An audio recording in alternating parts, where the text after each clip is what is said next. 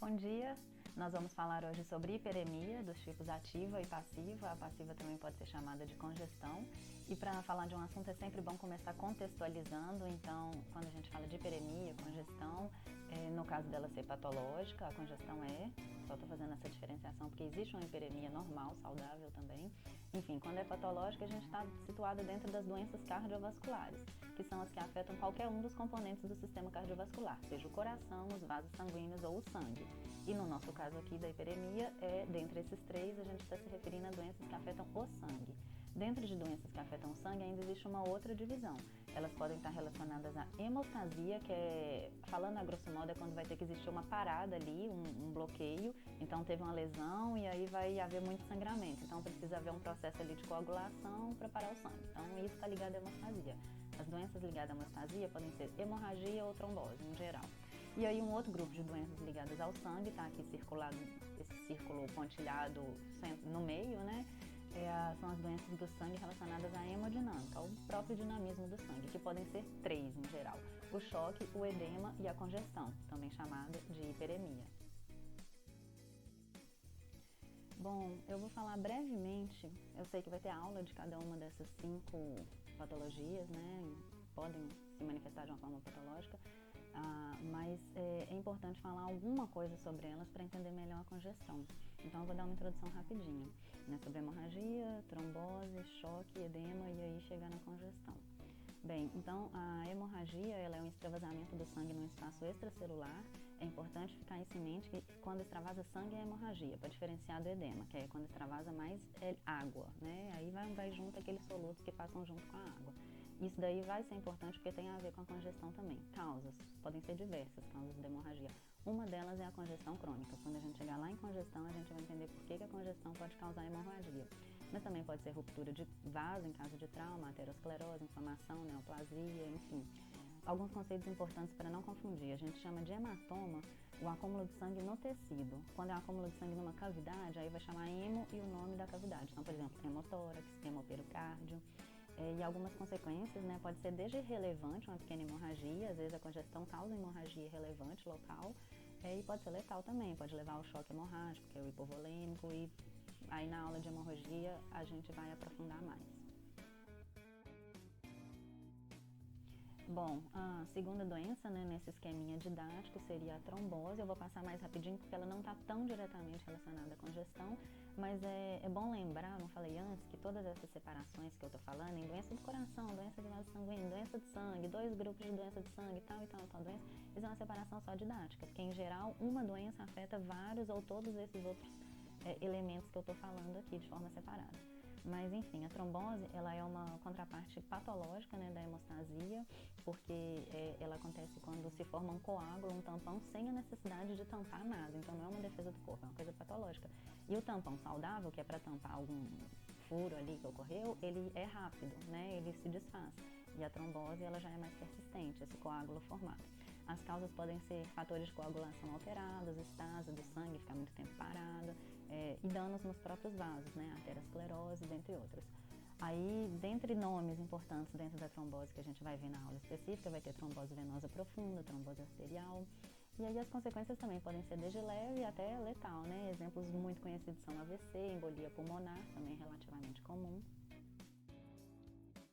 Agora, já entrando no grupo das doenças que fazem parte das doenças que afetam o sangue, mas que são hemodinâmicas e não relacionadas à hemostasia, a gente tem o choque, que é uma hipotensão sistêmica, ou seja, uma pressão, uma tensão muito baixa, né, do sangue no corpo inteiro, seja porque teve um débito cardíaco muito baixo ou porque o volume do sangue mesmo abaixou muito.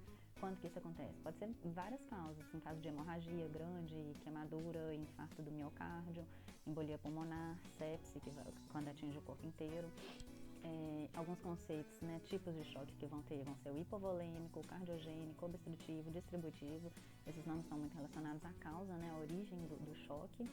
E as consequências podem ser ali, né, uma perfusão do sangue no tecido deficiente, e isso pode causar uma hipóxia celular, que é a lesão pela falta de oxigenação e alguns nutrientes. E essa lesão ela pode ser reversível ou irreversível, e aí dependendo do alcance pode chegar a ser mesmo fatal. Agora, falar do edema, vou falar com um pouquinho mais de calma, porque já é algo que acontece que tem uma relação mais íntima com a congestão. O edema, espero que vocês estejam lembrando, lá quando eu falei de hemorragia, presta atenção o que é sangue, o edema é água. Então agora eu vou falar do edema. O que ele é? Ele é um aumento anormal do líquido intersticial nos tecidos, e aí a prevalência é de água, não é sangue, não é hemorragia. E lógico que é água com alguns solutos que vão dentro, né? Não é água pura, destilada. E aí as causas podem ser várias também, mas como exemplo, né, são mais comuns alterações na pressão hidrostática capilar, que é quando a pressão ali no capilar ela está muito alta, então isso vai fazer com que saia mais líquido, né, na sua maior parte água, para os tecidos. Ou então quando a pressão coloidosmótica das veias está muito fraca, porque existe um equilíbrio no líquido que está nos tecidos. A pressão que chega hidrostática no capilar faz a água sair, e essa pressão coloidosmótica nas veias puxa a água de volta, juntamente com a linfa, né, que recolhe o excesso de água também. Então o edema pode ser causado porque tem uma pressão capilar muito forte, fazendo a água sair do vaso sanguíneo para o tecido, ou porque tem uma pressão coloidosmótica muito fraca na veia que não puxa o suficiente dessa água que está nos tecidos. E outras causas também, estou falando de uma forma geral. E aí, quando é no tecido é chamado edema, e quando é numa cavidade vai ser chamado hidro, e o nome da cavidade, né? Hidrotórax, hidroperitônio. Hidroperitônio é bem comum assim, é bem conhecido, né? Mas chamado de ascite, barriga d'água. E aí as consequências podem ser leves, transitórias, ou chegar em dor, rigidez, risco de infecção na pele, principalmente, risco de úlceras na pele, dentre outras. Agora, finalmente, chegando na congestão ou hiperemia, daqui a pouco vocês vão entender porque eu sempre faço essa diferenciação, congestão ou hiperemia, é uma questão terminológica, né? Mas enfim, o que é? Usando um nome ou outro, a definição vai ser um aumento local do volume do sangue. As causas desse aumento local do volume do sangue pode ser, se for ativa, hiperemia ativa, pode ser, por exemplo, exercícios físicos, e aí não é patológico. Lembra lá no início quando eu falei se for patológico? Então, quando a gente faz exercício físico e há um aumento de suprimento sanguíneo nos músculos esqueléticos, não tem nada de patológico, é extremamente saudável. É um caso de hiperemia, está acontecendo ali uma hiperemia nos músculos esqueléticos. Mas pode ser ativa, assim como esse caso dos exercícios físicos, mas patológica, por exemplo, no caso de uma inflamação crônica. Aguda também, né? Inflamação aguda vai ter ali um aumento de sangue no local. E aí pode se tornar crônico se for persistente. E a hiperemia passiva, que é chamada de congestão, ela pode ser causada pela insuficiência cardíaca ou obstrução venosa. Como assim? Então, hiperemia ativa é aquela que por algum momento, por algum motivo, o corpo está fazendo ir mais sangue pro local, para aquele local onde está tendo acúmulo de sangue. E a hiperemia passiva não é que o corpo fez chegar mais sangue lá, é que o corpo está com alguma deficiência que não consegue recolher o sangue dali. Então, a ativa tem a ver com mandar muito sangue para lá, e a passiva tem a ver com tirar pouco sangue dali, tem a ver com um problema no escoamento.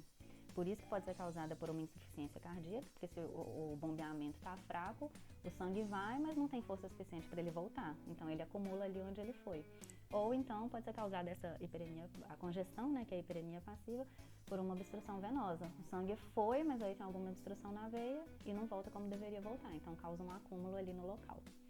Alguns conceitos importantes, segundo Robbins, né, eu já estou usando aqui essa conceituação que ele faz, mas é bom citar aqui, né, que ele faz, porque a gente sabe que sempre pode encontrar definições diferentes conforme a gente busca. Mas só repetindo aqui então, ele chama de ativo a hiperemia e de passiva a congestão. E aí as consequências podem ser desde irrelevantes até o edema, que eu acabei de falar, né, porque imagina, se eu estou chegando muito sangue ali num local, a congestão ativa, por exemplo, no caso da inflamação, aumenta a pressão hidrostática dentro do capilar e a tendência é sair água com os solutos pertinentes e aí ocorrer a formação do edema. Por isso que é muito comum esses dois sintomas juntos na inflamação. A consequência também pode ser hemorragia, porque se você tem muita pressão ali naquele capilar, pode acabar dando um pequeno estouro e vazando sangue para lá. A hipóxia crônica com lesão tecidual e cicatrização. Imagina um caso, por exemplo, onde existe uma congestão, o sangue não está saindo dali, então está acumulando sangue esse sangue que deveria sair, ele já é venoso, é o sangue que ia sair, que não está saindo, então ele é pouco oxigenado, aquelas células estão passando por um processo de hipóxia, porque não estão recebendo suprimento novo, e aí isso pode causar lesão, e aí a lesão vai tornar inativa aquele local e vai surgir uma cicatrização. Então são algumas das consequências possíveis. Aqui ilustrando um pouco melhor, então a hiperemia ativa, né, que ela resulta de uma dilatação arteriolar lá nas arteríolas, que pode ser aqui à esquerda nessa situação de exercício físico, as arteríolas em músculos esqueléticos se dilatam, não é patológico.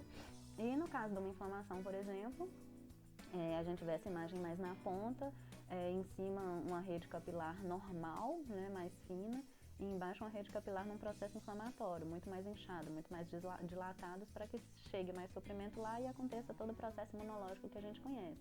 Numa visão um pouco mais micro, a gente relembra aqueles processos que a gente aprende em imunologia, né, do rolamento e aí toda uma interação bioquímica que acontece para algumas células do sangue passarem para o tecido inflamado.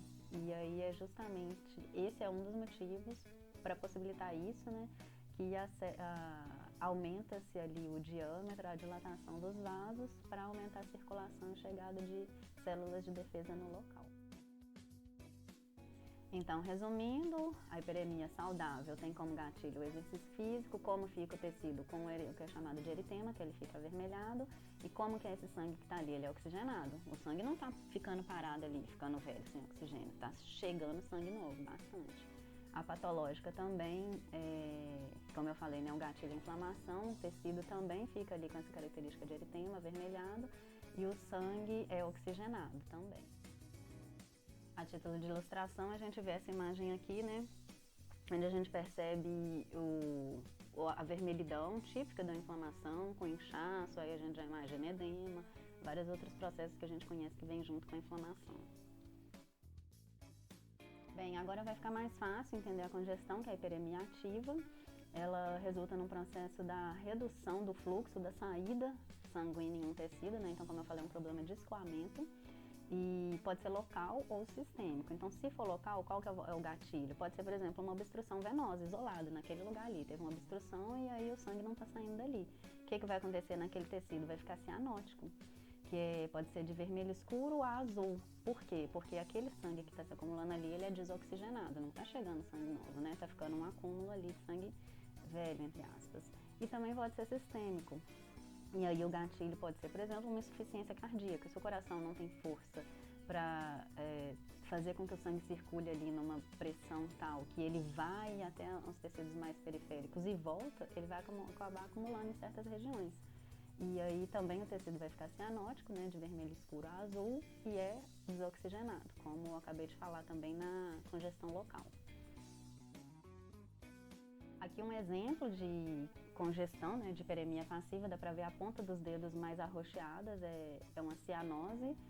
Não é um caso extremo, é até uma doença típica aí que fica a ponta dos dedos assim, mas é muito comum a gente ver às vezes no frio, né, uma parte das extremidades começam a ficar mais escuras, é familiar ver esse processo cianótico, né?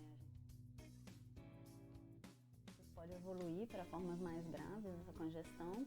Então, primeiro ocorre a congestão, aí junto pode vir um edema, como eu falei, né, tá acumulando, não está saindo sangue dali, então pode ocorrer um extravasamento de líquido, formar edema, essa congestão pode se tornar crônica, se ela persistir. Isso pode levar a uma hipóxia crônica, porque aquele tecido não está recebendo suprimentos novos de oxigênio, ou se está recebendo pouco. Isso pode levar a uma lesão tecidual, seja isquêmica, uma lesão tecidual isquêmica, e também ocorrer cicatrização, que aí ele perde sua função original. E não aqui como número 6, né, como algo mais grave, mas junto a tudo isso pode ocorrer também a ruptura dos capilares, como eu falei lá no início, que é uma pequena hemorragia local. Aqui nessa imagem, para finalizar esse resuminho, a gente pode ver aí uma conjunção de alguns dos fatores que eu falei, dá para ver o processo de cianose bem evidente, a ponta dos dedos roxa, o edema também muito evidente. E é isso, um breve resumo, a gente se vê na aula. Espero que tenha sido útil para vocês terem uma noção melhor do conteúdo. Obrigada!